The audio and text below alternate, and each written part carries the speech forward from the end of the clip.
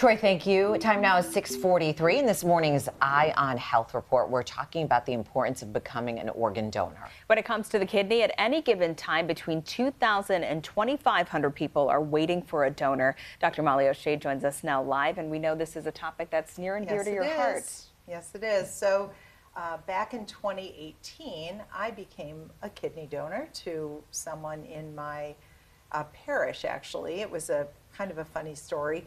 He approached me after church one day and said, do you know how to get something in the church bulletin? And I said, why, what do you want to put in there? And he said, well, I need a kidney. And I said, well, what's your blood type? And he told me his. I said, I'm that blood type. Why don't I go get tested? And so I did. And our match was as close as if we were siblings. So in early April of 2018,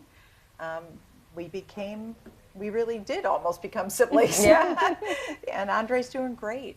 His life has been transformed in receiving my kidney. He went from being unable to really be in the world in any real way to being just out and about all the time. I love hearing you talk about Andre and your friendship and your relationship and how that has changed through the years.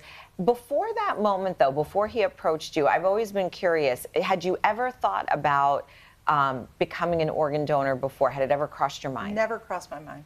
I mean, even as a physician who knows how life-changing it can be, I'll be honest, it never crossed my mind. But the moment he mentioned it, it was as if it was the only thing on my mind. It just seemed natural. My husband was uncertain about it. It's a big step to take, but I knew as a medical person that donating a kidney was of little risk to me. It's a procedure that if you go through the testing and you're found to be capable of donating a kidney, that you can live a really normal life. I mean, I'm as normal as I was, and you can live as well as you did before with one kidney. So it seemed like a very obvious choice to me. Unfortunately, in some ways, it takes that personal experience to become aware of it. And there are so many people who are waiting for an organ, a kidney.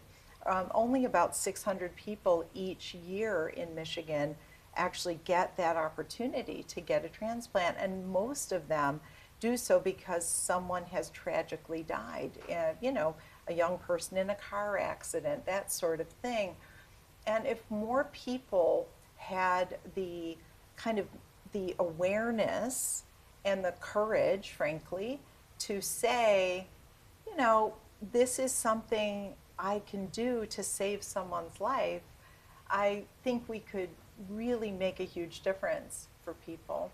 And we often think, oh yeah, if I saw someone in need and really knew I could save someone's life, I would do whatever it took. And we sit here all the time with that capability. So I wanted to really raise that awareness. It also came to mind because we have another parishioner in our parish who is in need of a kidney, and I thought this is the time for me to bring this to the public's eye again. Well, it's so important. And thank you so much for coming here and sharing your personal experience. And thank you for doing that. Oh, gosh. As a person, it was a gift to me, honestly. It really was. I wonderful. Feel grateful to have had the opportunity. And really quickly, since we did put it out there, where do folks need to go if they are thinking about it, maybe they're on the fence, to get more information and find out how to become a donor? Yes, so if you want to become a donor, you don't have to know someone who needs a kidney. You can reach out to any of the local hospital systems here that do transplants, which is, Corewell or Henry Ford or DMC or U of M, and they will walk you through the process, and believe me, they will find you a match. And if you're interested in getting to know the parishioner at my parish, you can contact Christ Our Light Parish in Troy, or you can contact me. Thank you so much, Dr. Meyer. I love hearing about you and Andre and your story. I love Andre. Thanks for sharing. We appreciate it.